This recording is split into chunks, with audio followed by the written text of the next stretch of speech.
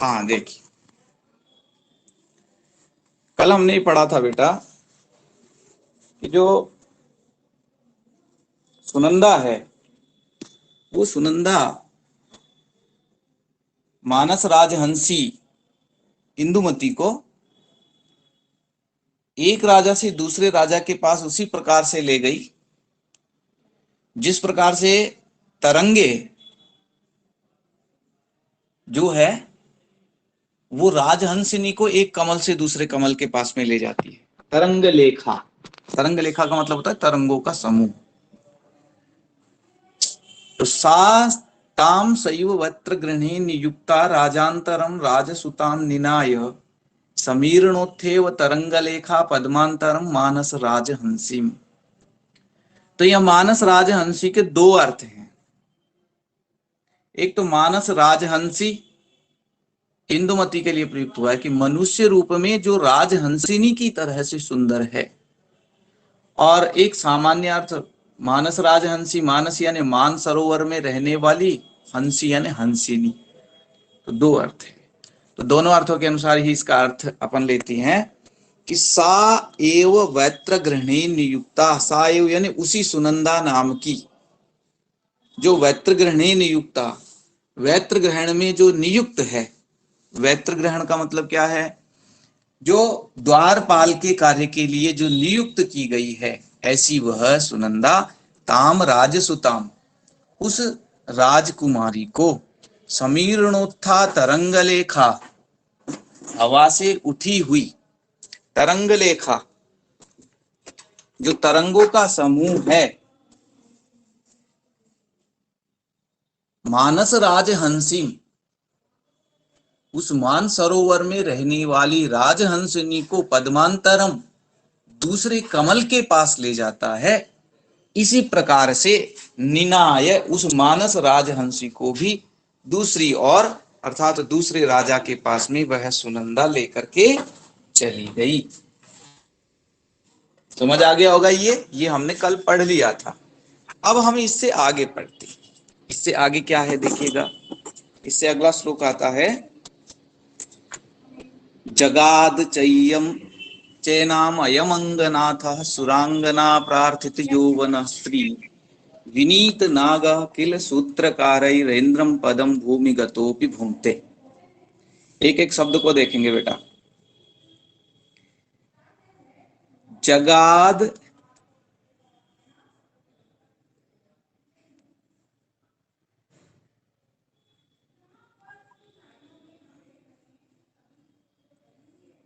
जगाद चेना अयम अंगनाथ सुरांगना प्रार्थित यौवन श्री विनीत नाग किल सूत्रकारै रेन्द्रम पदम भूमिगतोपि भूंते।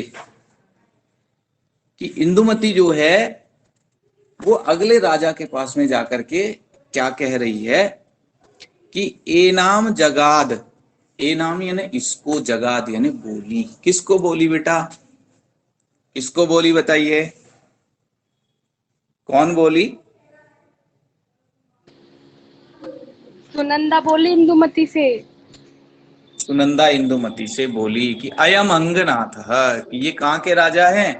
अंग देश के राजा हैं। कैसे राजा हैं? सुरांगना प्रार्थित यौवन श्री। सुरांगना, सुरांगना, सुर कहते हैं देवताओं को, रंगना यानी स्त्री। देवताओं की जो स्त्रियां हैं वो भी प्रार्थित यानी चाहती है यौवन श्री, जिसकी युवा अवस्था को, जिसकी युवा अवस्था को देवताओं की स्त्रियां भी पसंद करती है। एक विशेषण ये जो अंगनाथ है उसके विशेषण है। सूत्रकार विनीत नाग किल, सूत्रकार यानी सूत्रकारों के द्वारा जो हाथी को शिक्षा देते हैं उनके द्वारा, विनीत नाग किल, विनीत यानी शिक्षित किया जाता है, नाग है हाथियों को, किल निश्चित रूप से। जो सूत्रकार हैं, सूत्रकारों के द्वारा जिनकी हाथियों को शिक्षा दी जाती है। अतएव इसलिए ये जो अंगनाथ है ये भूमिगत अपि, रहता हुआ भी इंद्रम पदम भुंगते, इंद्र की भोग कर रहा है।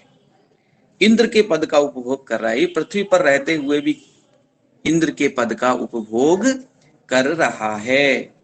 वापस देखेंगे, एनाम जगाद इसको बोली चय और अयम अंगनाथ, ये अंग देश के राजा हैं। सुरांगना प्रार्थित यौवन श्री, देवताओं की स्त्रियां भी इसकी युवावस्था को पसंद करती है।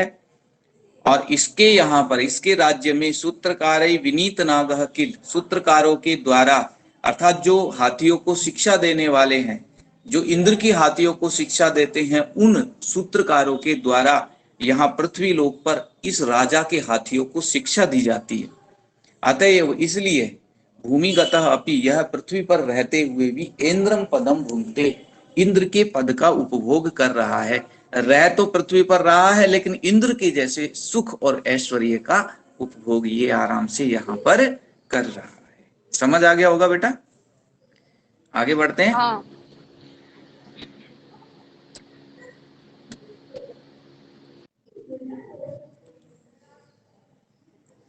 अनेन पर्यासितास्त्रु बिंदून मुक्ता फल स्थूल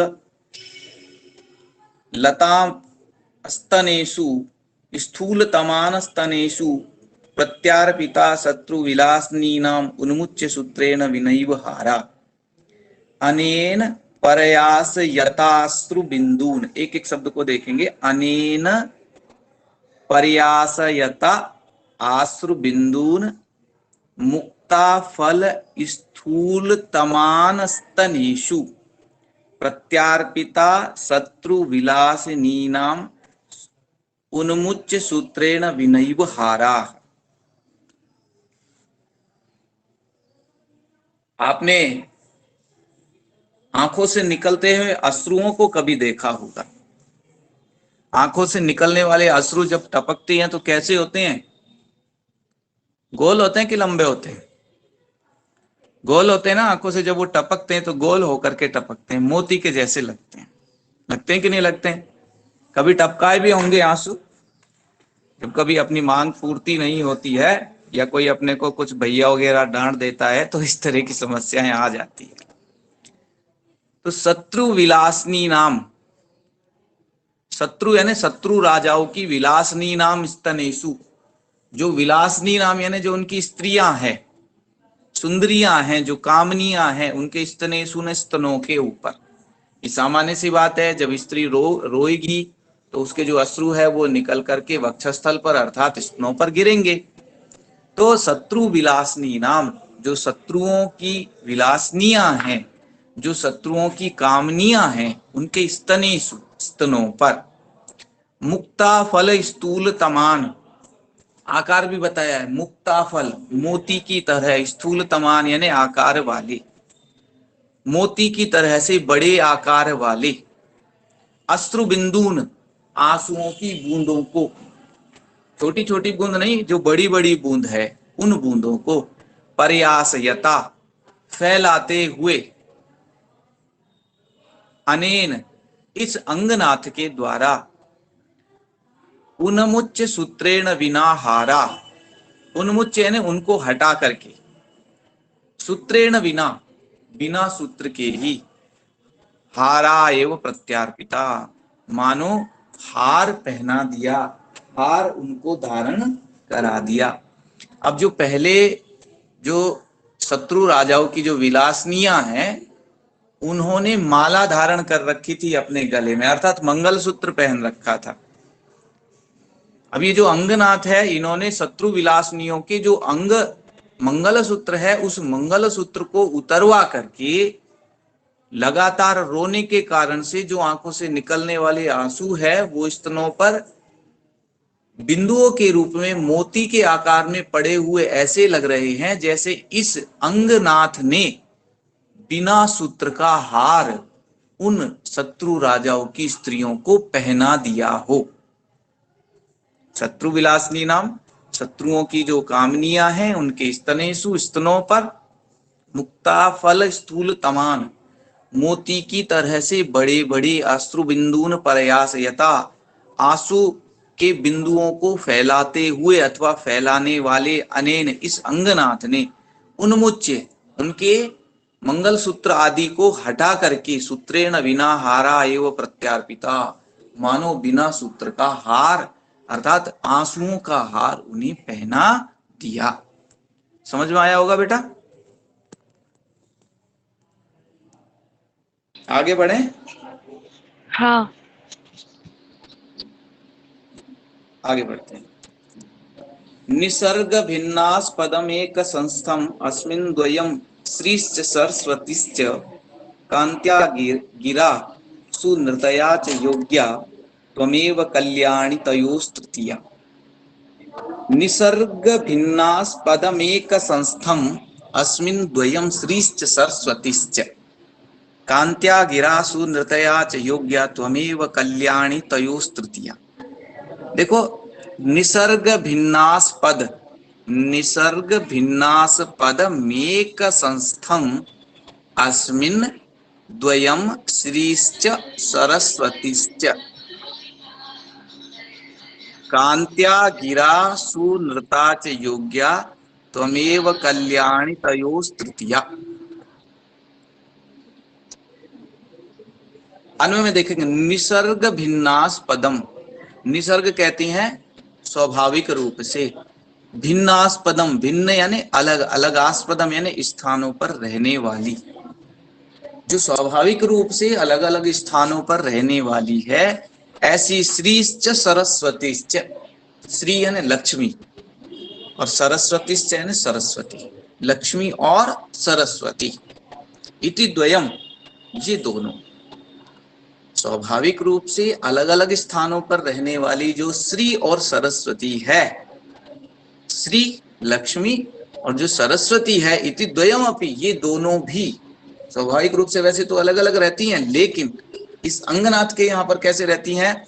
अस्मिन इसके राज्य में एक संस्थम एक स्थान पर निवास करती है, क्योंकि परस्पर ये सौतन है और दोनों सौतन कभी एक जगह नहीं रहती हैं, लेकिन अंगनाथ एक ऐसे राजा हैं जिनके पास में श्री और सरस्वती एक साथ निवास करती है।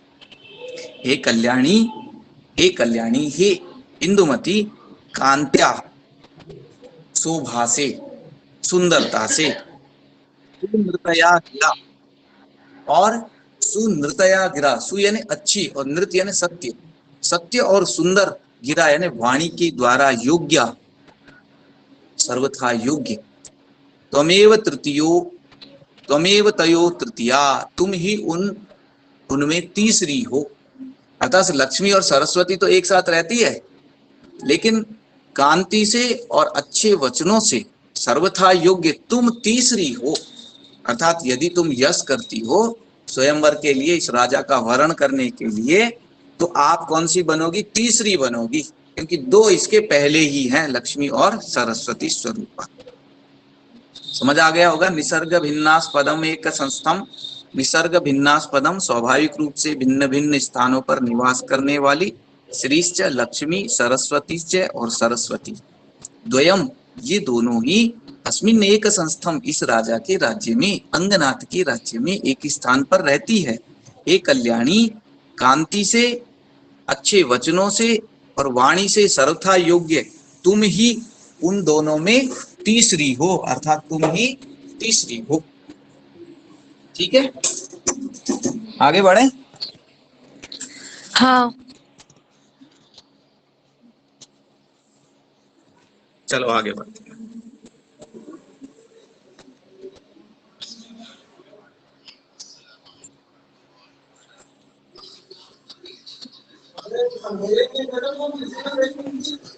अथ अंग राजात अवतार्य चक्षुर याहीति कन्या वदत कुमारी,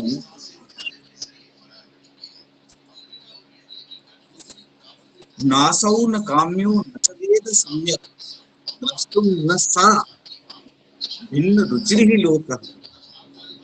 तो श्लोक है, ये परीक्षा की दृष्टि से बहुत महत्वपूर्ण है। परीक्षा की दृष्टि से बात तैयार रखिए। क्या है देखिएगा, अवतारी याहीति कन्याम अवदत कुमारी, नासौ न काम्यो न च वेद सम्यक द्रष्टुम न सा भिन्न रुचिर ही लोकः। कि अथ यानी इसके बाद में, अंगराजात, जो अंग देश के राजा हैं, अथ इसके बाद में कुमारी, जो कुमारी इंदुमती है, उस कुमारी इंदुमती ने अंगराजात चक्षु अवतार्य, अंग देश के जो राजा है उनसे अपनी नेत्रों को हटा करके, अपनी चक्षु को हटा करके, जन्याम याही, जन्याम यानी अर्थात सुनंदा से, याही इति अवदत, चलो ऐसा बोली।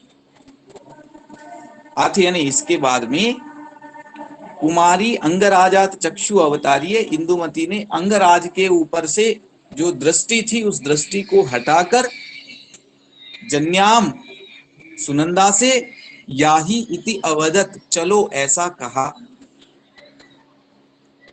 असौ काम्य न इति न, कि असौ यानी वह राजा, काम्य न यानी सुंदर नहीं था, इति न ऐसा नहीं है कि वो राजा सुंदर नहीं था, ऐसा नहीं है, वो राजा बहुत सुंदर था। साच सम्यक दृष्टुम न वेद इति न, और सा यानी वह सम्यक दृष्टुम न वेद इति न, और वह भली प्रकार से देखना नहीं जानती थी, ऐसा भी नहीं था। तो फिर क्या था? कवि ने कहा है लोक अपितु ही निश्चय ही लोक भिन्न रुचिर भवती शेष, जो संसार है वो भिन्न भिन्न रुचियों वाला होता है। संसार भिन्न भिन्न रुचियों वाला होता है का मतलब क्या हुआ? इस संसार में जो रहने वाले लोग हैं उनकी रुचि अलग अलग होती है। कैसे? आपको मैंने जब पहले पढ़ाया होगा तो भी बताया होगा, दधि मधुरम मधु मधुरम द्राक्षा मधुरम सीता रपि मधुरम तस्य तदेव मधुरम यस्य मन यत्र संलग्न। किसी को गांव में रहना अच्छा लगता है, इसका मतलब ये तो है नहीं कि शहर खराब है। किसी को शहर में अच्छा लगना रहना अच्छा लगता है, तो इसका मतलब ये नहीं कि गांव खराब है, शहर अच्छे हैं। ठीक है ना? किसी को अकेला रहना अच्छा लगता है, किसी को समूह में रहना अच्छा लगता है, किसी को गुड़ खाना अच्छा लगता है तो किसी को चीनी खाना अच्छा लगता है। इसका मतलब ये नहीं है कि भाई चीनी खराब है या गुड़ खराब है या शक्कर खराब है। ये सब चीजें अपनी अपनी जगह अच्छी है। इस तरह से वो राजा भी अच्छे थे, इसमें कोई संशय नहीं है। और ऐसा नहीं है कि इंदुमती जो कुमारी थी वो सौंदर्य को देखना नहीं जानती थी, परखना नहीं जानती थी, वो जानती भी थी, परखना भी जानती थी, देखना भी जानती थी। लेकिन सबकी अपनी अपनी अपनी अलग रुचि है, सबके अपनी अपनी अलग इंटरेस्ट है। तो जो कुमारी इंदुमती है, उस कुमारी इंदुमती को यहाँ पर इंटरेस्ट नहीं था, इसलिए उसने क्या किया, यहाँ से अपनी दृष्टि को हटाया और आगे चलने के लिए सुनंदा को कह दिया। समझ आ गया होगा श्लोक? हाँ। चलिए आगे बढ़ते हैं।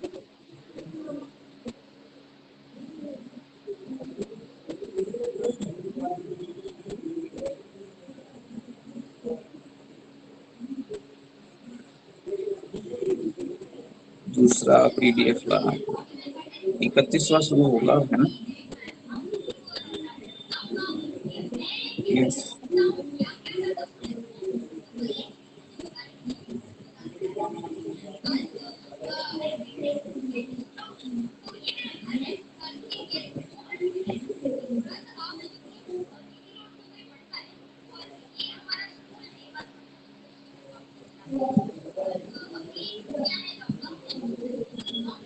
ये देखिए,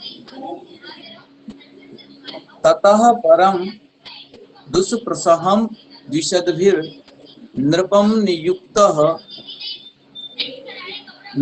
प्रतिहार भूमौ निदर्शयामास विशेष दृश्यम इंदु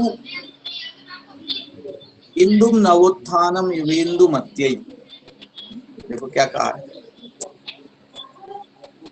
ततः यानी उसके, ततः परम दुष्प्रसहम द्विषद्भिर नृपम नियुक्ता प्रतिहार भूमौ निदर्शयामास विशेष दृश्यम इंदुम नवोत्थानम युव इंदु मत्यै।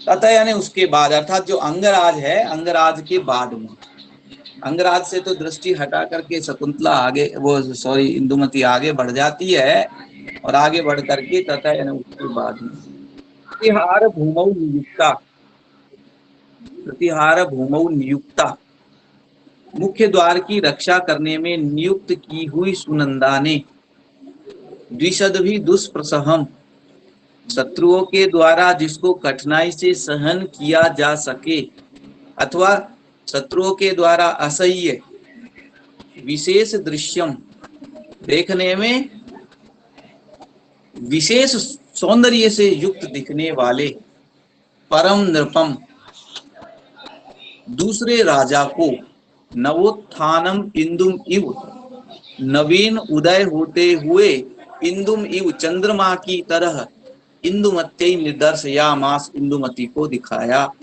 नवीन उदय होते हुए चंद्रमा की तरह से दूसरे राजा को दिखाया। अब दूसरे राजा कौन है, ये आगे आएगा। दूसरे राजा के पास में लेकर के जा रही है सुनंदा इंदुमती को, तो दूसरा राजा कौन है वापस देखेंगे। तथा है ना उसके बाद प्रतिहार भूमौ नियुक्ता, द्वारपाल की भूमिका के लिए नियुक्त, विशद भी शत्रुओं के द्वारा, दुष्प्रसहम असहनीय, विशेष दृश्यम जो विशेष सौंदर्य से युक्त थे ऐसे परम नृपम दूसरे राजा को नवोत्थानम इंदुम इव, नवीन उदय होते हुए चंद्रमा की तरह से इंदुमत्य विदर्शयामास, इंदुमती को दिखाया। ठीक है। हाँ। अवंतिनाथो अयम उदग्रबाहु विशाल वक्षस्तनुवृत्त मध्य आरोप्य चक्र भ्रमम उष्ण तेजास्त्वस्त्रेव यत्नोल्लिखितो विभाति, कि अवंतिनाथो अयम उदग्रबाहुर विशाल वक्षस्तनुवृत्त मध्य आरोप्य चक्र भ्रमम उष्ण तेजस्त्वस्त्रेव यत्नोल्लिखितो विभाति। अब जो राजा विशेष सुंदर है उस राजा का वर्णन किया है, कैसा है राजा, उसका सौंदर्य कैसा दिखाई दे रहा है। तो यहाँ पर कहा है अवंतीनाथो अयम उदग्रबाहु, का विसर्ग हो जाएगा विशाल वक्षः, का विसर्ग हो जाएगा तनुवृत्त मध्य, आरोप्य चक्र भ्रमम उष्ण तेजास, का विसर्ग हो जाएगा त्वस्त्रेव, त्वस्त्रा इव यत्नोल्लिखितो विभाति। उदग्र बाहु, उदग्र यानी लंबी और मजबूत, बाहु यानी भुजाओं वाला। भुजाएं कैसी हैं, लंबी है और मजबूत है। विशाल वक्ष, और वक्षस्थल कैसा है, विशाल है। तनुवृत्त मध्य, तनुवृत्त मध्य, तनु यानी शरीर, वृत्त मध्य, मध्य से कैसा है, क्रस है, अर्थात जो वक्षस्थल के नीचे वाला भाग है, जो कमर वाला हिस्सा है वो कैसा है, क्रस है, पतला है। ऐसा अयम अवंतीनाथ, ये ऐसा यह कौन है, अवंती देश का राजा है, उज्जैनी का स्वामी है। अवंती का मतलब उज्जैनी, तो उज्जैनी का राजा है। कैसा है उज्जैनी का राजा, जिसकी बड़ी और मजबूत भुजाएं हैं, विशाल वक्षस्थल है, और जिसका कटि प्रदेश है वो कैसा है, तनुवृत्त मध्य, मध्य का भाग जिसका कैसा है, पतला है, गोल कमर वाला है। ऐसा अयम अवंतीनाथ, ये अवंती की राजा हैं, ये उज्जैनी के राजा हैं, जिसको त्वष्ट्रा, भगवान त्वष्ट्रा ने, विश्वकर्मा ने चक्र भ्रमम आरोप्य, चक्र भ्रम पर आरोपित करके, घूमने वाले चक्के पर लगा करके, यत्नोल्लिखित, यत्न पूर्वक बनाया है, उष्ण तेजा इव विभाति, यह सूर्य की तरह से सुशोभित हो रहा है, अर्थात ये सूर्य की तरह से देखने में दुष्प्रसह हो रहा है, शत्रु लोग इसे देख नहीं पा रहे हैं। ऐसे ये कौन है, उज्जैनी के राजा हैं, जिनका नाम क्या है, अवंतीनाथ है। अवंतीनाथ कहते हैं उज्जैनी के राजा। वापस देखेंगे।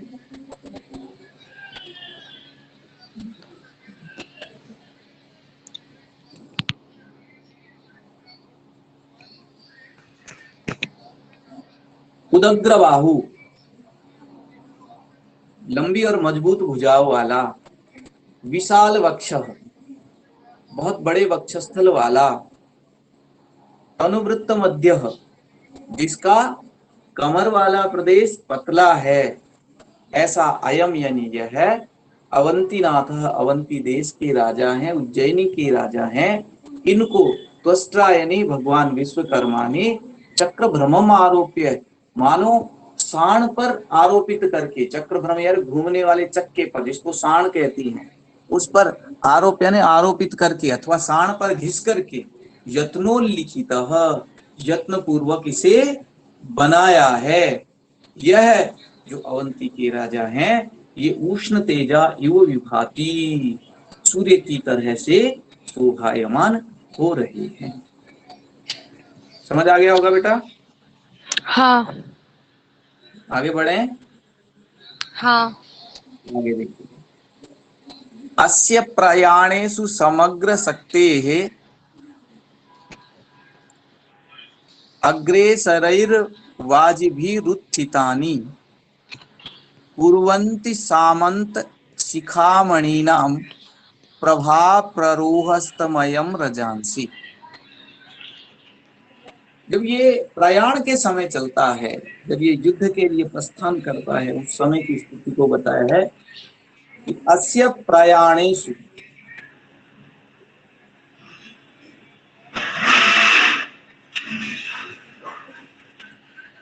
अस्य यानी इस राजा के, प्रयाणेषु यानी प्रयाण करते समय, जब ये राजा युद्ध के लिए प्रयाण करता है उस समय की बात कहिए।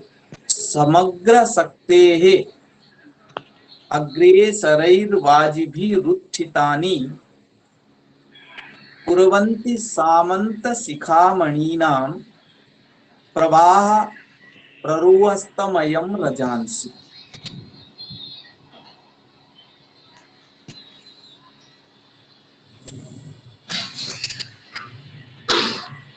समग्र शक्ति,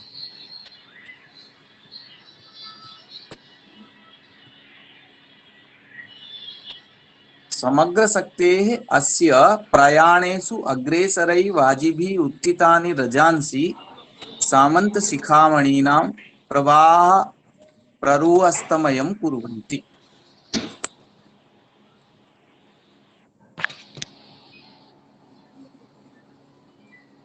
अर्थ देखेंगे।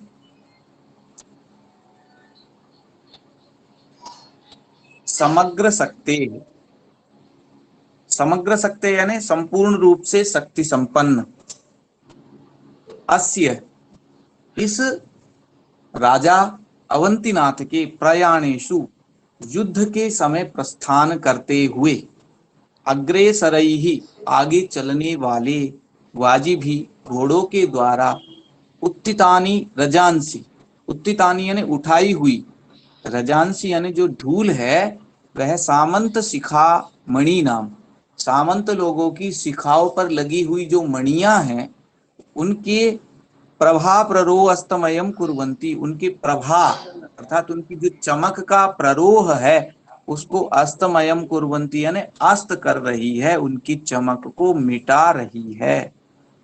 वापस देखेंगे, समग्र शक्ति, ये जो राजा हैं इनकी जो संपूर्ण प्रकार की शक्तियों से युक्त हैं, अस्य प्रयाणेषु इस राजा के युद्ध के प्रयाण के समय, अग्रेसरई वाजी भी आगे चलने वाले घोड़ों के द्वारा, उत्थितानी यानी उठाई हुई, रजांसी यानी जो धूल है वह सामंत शिखामणि नाम, सामंतों के शिखाओं पर लगी हुई जो मणियां हैं, उन मणियों की प्रवाह प्ररोहम, उनके प्रवाह के, उनके प्रभा के प्ररोह को, उनकी निकलने वाली चमक, चमक के तारतम्य को अस्तमयम कुर्वन्ति, अस्तमय बना देती है, अर्थात धूमिल कर देती है। ऐसे कौन है? ये अवंती के राजा हैं। इस प्रकार से जब ये लाव लश्कर के साथ में चलते हैं तो दूसरे शत्रु सामंत हैं, उनकी जो मणियां हैं वो धूल के कारण से दूषित होकर के प्रभा रहित हो जाती है, निष्प्रभ हो जाती है।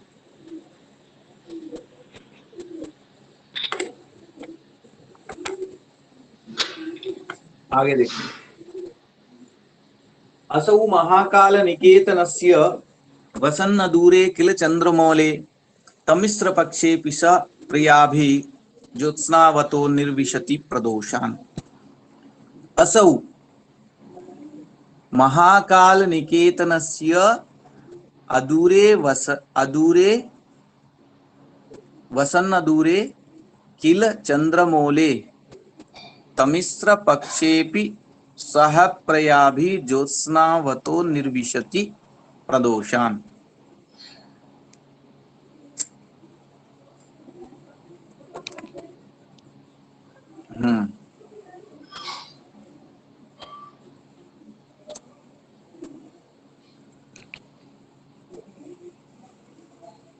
असौ यानी वह कौन? वह जो अवंतीनाथ। अवंती के नाम। महाकाल निकेतनस्य, महाकाल निकेतन का मतलब है, महाकाल कहते हैं भगवान शिव को, और महाकाल निकेतनस्य यानी महाकाल का जो घर है। महाकाल इस नाम से प्रसिद्ध जो स्थान विशेष है, उस स्थान विशेष के चंद्रमौले है भगवान शंकर के अधूरे वसन पास में रहते हुए। यह जो अवंती के नाथ है, ये महाकाल इस नाम के प्रसिद्ध, जहां पर भगवान शिव निवास करते हैं, उसके अधूरे वसन उसके पास में रहते हुए, अतएव इसलिए भाई ये भगवान शंकर जहां पर रहते हैं वहां पर ये रहते हैं। असव यानी वह राजा जो है अवंतीनाथ है, वो महाकाल निकेतन से चंद्रमौले है। महाकाल निकेतन से, महाकाल का जो घर है, महाकाल का घर क्या है? हिमालय।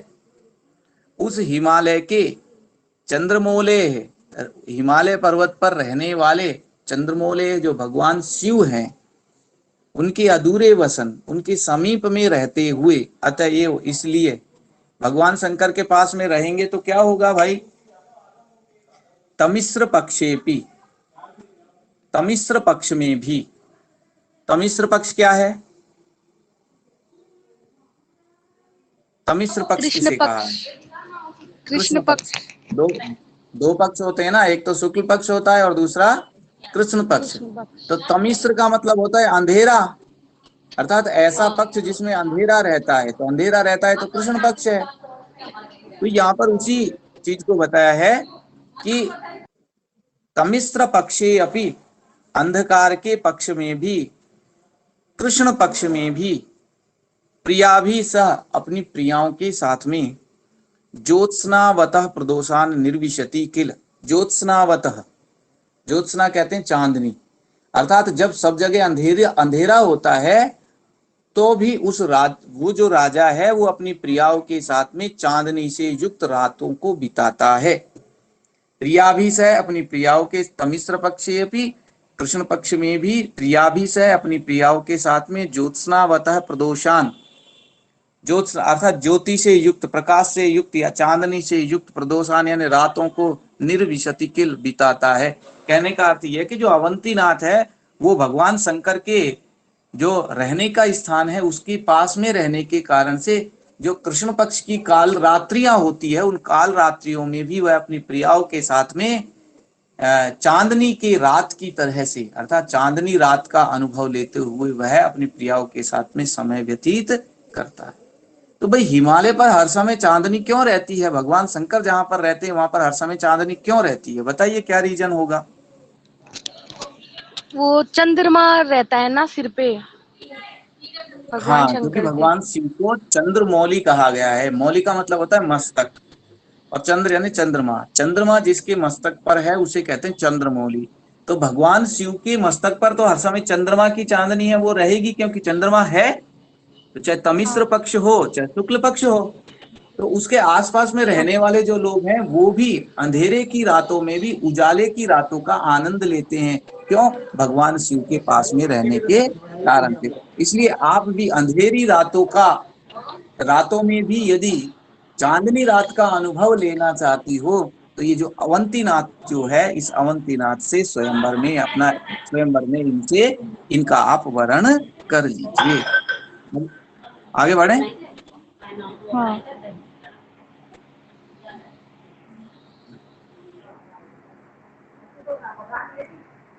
अनेन यूना सह पार्थिवेन रंभोरु कच्चिन्न मनसो रुचिस्ते क्षिप्रातरंगनिल कंपितासु विहंतुमुद्यान परंपरासु।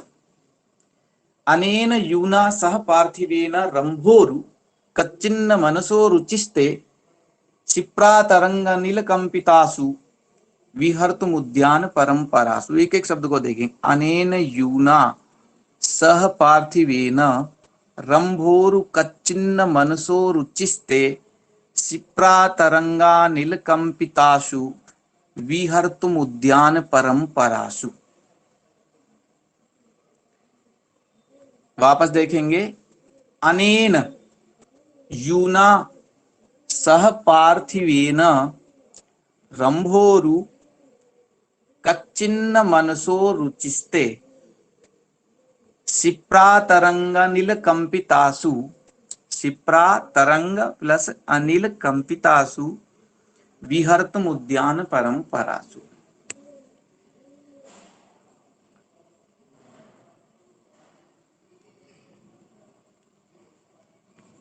हाँ, अर्थ देखेंगे।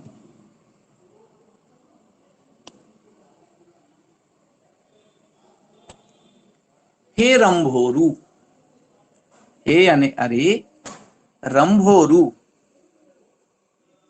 कदली फल, जो कदली फल का पादप होता है उस पादप के तने की तरह से उरु प्रदेश वाली, हे रंभा के समान उरु प्रदेश वाली इंदुमती, यूना अनेन, युवा अवस्था से युक्त अनेन इस पार्थिवेन सह यानी राजा के साथ में, शिप्रा तरंग अनिल कंपितासु, शिप्रा शिप्रा नदी की, तरंग अनिल कंपितासु, शिप्रा नदी तरंगों वाली जो शिप्रा नदी है उसकी अनिल कंपितासु हवा के द्वारा कपाए हुए अथवा शिप्रा नामक नदी की तरंगों से टकराकर आने वाली, उद्यान परंपरासु उद्यान की पंक्ति में, उद्यानों में, विहर्तुम घूमने के लिए, ते मनसह रुचि कच्चित यदि तुम्हारे मन में रुचि है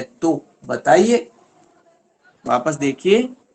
हे कदली दल के समान जंघ प्रदेश वाली युवक इस राजा के साथ में, अवंती नाथ के साथ में रह करके शिप्रा नदी की तरंगों से टकरा करके आने वाली हवाओं से जो कंपित रहती हैं, ऐसे बाग बगीचों की परंपरा में, ऐसे बाग बगीचों की पंक्ति में यदि तुम्हारे मन में विहार करने की इच्छा है तो बताइए। अर्थात यदि आप विहार करना चाहती हैं तो इस अवंती नाथ नाम की राजा से विवाह कर लीजिए। वापस देखेंगे। रंभोरु, हे रंभा के समान उरु प्रदेश वाली इंदुमती, यूना युवावस्था से युक्त, अनेन पार्थिवेन सह इस राजा के साथ में, शिप्रा तरंग अनिल कंपितासु शिप्रा नदी की तरंगों को छू करके आने वाली जो हवा है उससे कंपितासु यानी हिलाई हुई, उद्यान परंपरासु उद्यान की परंपरा में अर्थात सुंदर सुंदर उद्यानों में, विहर्तुम ते मनसह रुचि कच्चित घूमने की क्या तुम्हारे मन में रुचि है। यदि तुम्हारे मन में इतने सुंदर उद्यानों में घूमने की रुचि है तो बताइए, अर्थात इस राजा का वर्ण कर लीजिए। ठीक है बेटा, समझ आ गया ये? हाँ। तो आज इतना ही पढ़ाएंगे, बाकी फिर अपन ठीक। कल पढ़ाएंगे। ठीक है। तो क्या एक ही स्टूडेंट जो है वो एक ही स्टूडेंट पढ़ रहा है क्या, और बाकी किसी की आवाज नहीं आती? सीमा के अलावा, सीमा मिश्रा के अलावा कुसुम मौन बैठी हुई है, सुरेखा ने भी व्रत धारण किया है, पूजा का भी अभी सावन का सोमवार शायद नहीं खुला हो गया, और ये मोनिका और मधु है। वाला पता नहीं, केवल मोबाइल ऑन करके बैठी हुई है। सुन भी रही है या नहीं सुन रही है ये मुझे नहीं मालूम। सुन रही है क्या रामगल्ला बेटा? हाँ सर। हाँ, तो अपना वीडियो ऑन करो, जैसे मुझे पता लगे कि आप बैठे भी हो कि नहीं बैठे हो, या भैया बैठा है या छोटे भैया बैठे हैं, कौन बैठे हैं। सर मैं ही बैठी हूँ। आप तो नहीं बैठे हो। सबको बताओ आप बैठे हो तो।